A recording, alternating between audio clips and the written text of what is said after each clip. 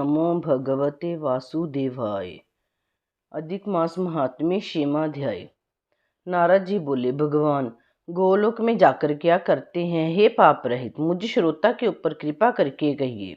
श्री नारायण बोले, हे नारद, पाप रहित अधिक मास को लेकर भगवान विष्णु के गोलोक जाने पर जो घटना हुई वह हम कहते हैं, सुनो। उस गोलोक के अंदर मणियों के खंभों से सुशोभित सुंदर पुरुषोत्तम के धाम को दूर से भगवान विष्णु देखते हैं। उस धाम के तेज से बंद हुए नेत्र वाले विष्णु धीरे धीरे नेत्र खोलकर और अधिक मास को अपने पीछे कर धीरे धीरे धाम की ओर जाते हैं। अधिक मास के साथ भगवान के मंदिर के पास जाकर विष्णु अत्यंत प्रसन्न हुए और उठकर खड़े हुए द्वारपालों से अभिनंदित भगवान विष्णु पुरुषोत्तम भगवान की शोभा से आनंदित होकर धीरे धीरे मंदिर में गए और भीतर जाकर शीघ्र ही श्री पुरुषोत्तम कृष्ण को नमस्कार करते हैं। गोपियों के मंडप के मध्य में रत्नमय सिंहासन पर बैठे हुए कृष्ण को नमस्कार कर पास में खड़े होकर विष्णु बोले, श्री विष्णु बोले, गुणों से अतीत गोविंद अद्वितीय अविनाशी सूक्ष्म विकार रहित विग्रहवान गोपों के वेश के विधायक छोटी अवस्था वाले शांत स्वरूप गोपियों के पति बड़े सुंदर नूतन मेघ के समान श्याम करोड़ों कामदेव के समान सुंदर वृंदावन के अंदर रास मंडल में बैठने वाले पीतरंग के पीतांबर से शोभित शोभ्य बोहों को चढ़ाने पर मस्तक में 3 रेखा पड़ने से सुंदर आकृति वाले रासलीला के स्वामी रासलीला में रहने वाले रासलीला करने में सदा उत्सुक 2 भुजा वाले मुरलीधर पीत वस्त्रधारी अच्युत ऐसे भगवान की मैं वंदना करता हूँ। इस प्रकार स्तुति करके भगवान श्री कृष्ण को नमस्कार कर पार्षदों द्वारा सत्कृत विष्णु रतन सहित सिंहासन पर श्री कृष्ण की आज्ञा से बैठे। श्री नारायण बोले, यह विष्णु का किया हुआ स्तोत्र प्रातः काल उठकर जो पढ़ता है उसके समस्त पाप नाश हो जाते हैं और अनिष्ट स्वप्न भी अच्छे फल देते हैं और पुत्र आदि को बढ़ाने वाली भक्ति श्री गोविंद में होती है। आकृति का नाश होकर सत्कीर्ति में वृद्धि होती है। भगवान विष्णु बैठ गए और कृष्ण के आगे कांपते हुए अधिक मास को कृष्ण के चरण कमलों में नमन कराते हैं। श्री कृष्ण ने विष्णु से पूछा कि यह कौन है, कहाँ से यहाँ आया है, क्यों रोता है? इस गोलोक में कोई भी दुख भागी नहीं होता है। इस गोलोक में रहने वाले तो सर्वदा आनंद में मगन रहते हैं। यह लोग तो स्वप्न में भी दुष्ट वार्ता या दुख भरा समाचार सुनते ही नहीं। अतः हे विष्णु, यह क्यों कांपता है और आंखों से आंसू बहाता है? दुखित होकर हमारे सम्मुख किसी लिए खड़ा है? श्री नारायण बोले, नवीन मेघ के समान श्याम सुंदर गोलोक के नाथ का वचन सुन सिंहासन से उठकर महाविष्णु मलमास की संपूर्ण दुख गाथा कहते हुए बोले। श्री विष्णु बोले, हे वृंदावन की शोभा के नाथ, हे श्री कृष्ण, हे मुरलीधर, इस अधिक मास के दुख को आपके सामने कहता हूँ, आप सुने। इसके दुखित होने का कारण ही स्वामी रहित अधिक मास को लेकर है। मैं आपके पास आया हूँ। इसके उग्र दुख रूप अग्नि को आप शांत करेंगे। यह अधिक मास सूर्य की संक्रांति से रहित है, मलिन है, शुभ कर्म में सर्वदा वर्जित है। स्वामी रहित मास में स्नान आदि नहीं करना चाहिए। ऐसा कहकर वनस्पति आदि को ने इसका निरादर किया है। 12 मास कलाक्षण अयन संवत्सर आदि सोशरों ने अपने स्वामी के गर्भ से इसका अत्यंत निरादर किया। इसी दुखाग्नि से जला हुआ यह मरने के लिए तैयार हुआ। अब अन्य दयालु व्यक्तियों द्वारा प्रेरित होकर हे ऋषिकेश शरण चाहने की इच्छा से हमारे पास आया और कांपते कांपते घड़ी घड़ी रोते रोते अपना सब दुख जाल इसने कहा, इसका यह बड़ा दुख भारी अपने आपके बिना नहीं टल सकता। अतः इस निराश्रय का हाथ पकड़कर आपकी शरण में लाया हूँ। दूसरों का दुख आप सहन नहीं कर सकते, ऐसा वेद जानने वाले लोग कहते हैं। अतएव इस दुखित को कृपा करके सुख प्रदान कीजिए। हे जगतपति, आपके चरण कमलों में प्राप्त प्राणी शोक का भागी नहीं होता, ऐसा वेद जानने वालों को कहना है। कैसे मिथ्या को हो सकता है? मेरे ऊपर कृपा करके भी इसका दुख दूर करना आपका कर्तव्य है, क्योंकि सब काम छोड़कर इसको लेकर मैं आया हूँ। मेरा आना सफल कीजिए। बारंबार स्वामी के सामने कभी भी कोई विषय न कहना चाहिए। ऐसी नीति के जानने वाले बड़े बड़े पंडित सर्वदा कहा करते हैं। इस प्रकार अधिक मास का सब दुख भगवान श्री कृष्ण से कहकर हरि कृष्ण के मुख कमल की ओर देखते हुए कृष्ण के पास ही हाथ जोड़कर खड़े हो गए। ऋषि लोग बोले, हे सुत जी, आप दाताओं में श्रेष्ठ हैं। आपकी दीर्घायु हो, जिससे हम लोग आपके मुख से भगवान की लीला की कथा रूप अमृत का पान करते रहे। हे सुत, गोलोकवासी भगवान कृष्ण ने विष्णु की प्रीति फिर क्या कहा और क्या किया इत्यादि लोक उपकारक विष्णु कृष्ण का संवाद अब सब हम लोगों से कहिए। परम भगवत नारद ने नारायण से पूछा, हे सुत, इसको आप इस समय हम लोगों से कहिए। नारद के प्रति कहा हुआ भगवान का वचन तपस्वियों के लिए परम औषध है। इति श्री ब्रह्म नारदीय पुरुषोत्तम मास महात्म्य छठोध्याय। अधिक मास महात्म्य सातवां अध्याय।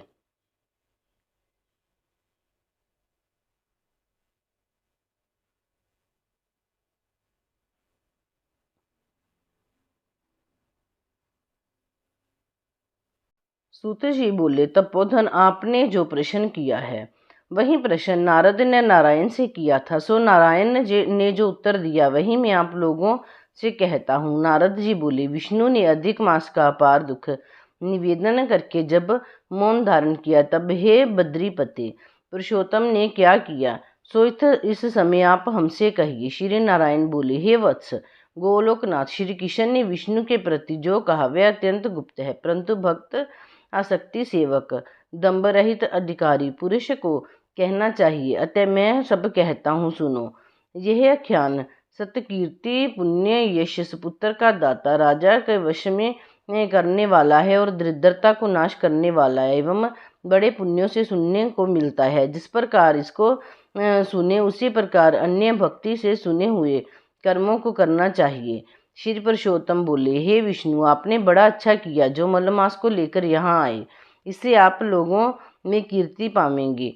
आपने जिसका उद्धार स्वीकार किया उसको हमने ही स्वीकार किया, ऐसा समझो। अतः इसको हम अपने समान सर्वोपरि करेंगे। गुणों से, कीर्ति के अनुभव से, शौर्य से, पराक्रम से, भक्तों को वर देने से और भी जो मेरे गुण हैं उनसे मैं पुरुषोत्तम जैसे लोक में प्रसिद्ध हूँ, वैसे ही यह मलमास भी लोकों में पुरुषोत्तम करके प्रसिद्ध होगा। मेरे तो जितने गुण हैं वे सब आज से मैंने इसे दे दिए। पुरुषोत्तम में मेरा जो नाम लोक कथा तथा वेद में प्रसिद्ध है वह भी आपकी प्रसन्नता का अर्थ है। आज मैंने इसे दे दिया। हे मधुसूदन, आज से मैं इस अधिक मास का स्वामी भी हुआ हूँ। इसके पुरुषोत्तम नाम से सब जगत पवित्र होगा। मेरी समानता पाकर यह अधिक मास सब मासों का राजा होगा। यह अधिक मास जगत पूजी एवं जगत से वंदना करवाने के योग्य होगा। इसकी पूजा और व्रत जो करेंगे उनके दुख और दरिद्र का नाश होगा। चैत्र आदि सब मास काम है। इसको हमने निष्काम किया। इसको हमने अपने समान समस्त प्राणियों को मोक्ष देने वाला बनाया। जो प्राणी सकाम अथवा निष्काम होकर अधिक मास का पूजन करेगा वह अपने सब कर्मों को भस्म कर निश्चय ही मुझको प्राप्त होगा। जिस परम पद प्राप्ति के लिए बड़े भाग्य वाले यति ब्रह्मचारी लोग तप करते हैं और महात्मा लोग निराहार व्रत करते हैं एवं दृढ़ व्रत लोग फल पत्ता वायु भक्षण कर रहते हैं और काम क्रोध रहित जितेंद्रिय रहते हैं और वर्षा काल में मैदान में रहने वाले, जाड़े में शीत, गर्मी में धूप सहन करने वाले मेरे पद के लिए यत्न करते रहते हैं। हे गरुड़ ध्वज, तब भी वे मेरे अव्यव्य परम पद को प्राप्त नहीं कर होते, परंतु पुरुषोत्तम के भक्त एक मास के ही व्रत से बिना परिश्रम जरा मृत्यु रहित उस परम पद को पा लेंगे। यह अधिक मास का व्रत संपूर्ण साधकों में श्रेष्ठ साधन है और समस्त कामनाओं के फल की सिद्धि को देने वाला है। अतः इस पुरुषोत्तम मास का व्रत सबको करना चाहिए। हल में खेत में बोए हुए बीज जैसे करोड़ों गुना बढ़ते हैं, तैसे ही पुरुषोत्तम मास में किया हुआ पुण्य करोड़ों गुना अधिक होता है।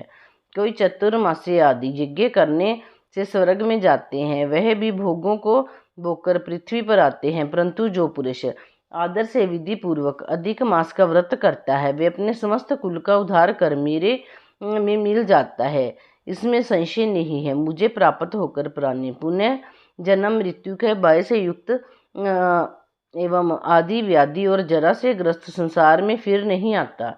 यहाँ जाकर फिर पतन नहीं होता, सो मेरा परम धाम है। ऐसा जो वेदों का वचन है वह सत्य है, असत्य कैसे हो सकता है।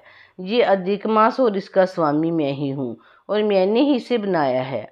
और पुरुषोत्तम ये जो मेरा नाम है सो भी मैंने इसे दे दिया है। अतः इसके भक्तों की मुझे दिन रात चिंता बनी रहती है। उसके भक्तों की मनोकामनाओं को मुझे ही पूर्ण करना पड़ता है। कभी कभी मेरे भक्तों का अपराध भी गणना में आ जाता है, परंतु पुरुषोत्तम मास के भक्तों का अपराध मैं कभी नहीं गिनता। हे विष्णु, मेरी आराधना से मेरे भक्तों की आराधना करना मुझे प्रिय है। मेरे भक्तों की कामना पूर्ण करने में मुझे कभी भी देर हो जाती है, किंतु मेरे मास के जो भक्त हैं उनकी कामना पूर्ण करने में मुझे कभी भी विलंब नहीं होता है। मेरे मास के जो भक्त हैं वे मेरे अत्यंत प्रिय हैं। जो मनुष्य इस अधिक मास में जप दान नहीं करते वे महामूर्ख हैं, और जो पुण्य कर्म रहित प्राणी स्नान भी नहीं करते एवं देवता तीर्थ द्विजों से द्वेष करते हैं वे दुष्ट अभागी और दूसरे के भाग्य से जीवन चलने वाले होते हैं। जिस प्रकार खरगोश के सींग कदापि नहीं होते, वैसे ही अधिक मास में स्नान आदि न करने वाले को स्वप्न में भी सुख प्राप्त नहीं होता। जो मूर्ख मेरे प्रिय मलमास का निरादर करते हैं और मलमास में धर्म आचरण नहीं करते वे सर्वदा नरकगामी होते हैं। प्रति तीसरे वर्ष पुरुषोत्तम मास प्राप्त होने पर जो प्राणी धर्म नहीं करते वे कुंभीपाक नरक में गिरते हैं और इस लोक में दुख रूप अग्नि में बैठे स्त्री पुत्र आदि को उत्पन्न बड़े भारी दुखों को भोगते हैं। जिन प्राणियों को मेरा यह पुण्यतम पुरुषोत्तम मास अज्ञान से व्यतीत हो जाए वे प्राणी कैसे सुखों को भोग सकते हैं। जो भाग्यशालिनी स्त्रियां सौभाग्य और पुत्र सुख चाहती हैं अधिक मास में स्नान दान पूजन आदि करती हैं, उन्हें सौभाग्य संपूर्ण संपत्ति और पुत्र आदि यह अधिक मास देता है। जिनका यह मेरे नाम वाला पुरुषोत्तम मास दान आदि से रहित बीत जाता है उनके अनुकूल मैं नहीं रहता और ना उन्हें पति सुख प्राप्त होता है। भाई पुत्र धनों का सुख तो उसे स्वप्न में भी दुर्लभ है। अतः विशेष करके सब प्राणियों को अधिक मास में स्नान पूजा जप आदि और विशेष करके शक्ति के अनुसार दान अवश्य करना चाहिए।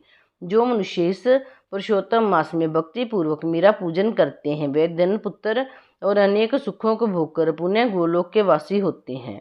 मेरी आज्ञा से सब जन मेरे अधिक मास का पूजन करेंगे। मैंने सब मासों में उत्तम मास इसे बनाया है, इसीलिए अधिक मास की चिंता त्याग कर हे रमापति आप इस अतुलनीय पुरुषोत्तम मास को साथ लेकर अपने बैकुंठ में जाओ। श्री नारायण बोले। इस प्रकार श्री कृष्ण ने मुख से रसिक वचन श्रवण कर विष्णु अत्यंत प्रसन्नता पूर्वक इस मलमास को अपने साथ लेकर नूतन जलधर के समान श्याम भगवान श्री कृष्ण को प्रणाम कर गरुड़ पर सवार होकर शीघ्र बैकुंठ के प्रति चल दिए। इति श्री ब्रह्म नारदीय पुरुषोत्तम मास महात्म्य सप्तम अध्याय। बोलो पुरुषोत्तम मास की जय। श्री विष्णु भगवान की जय।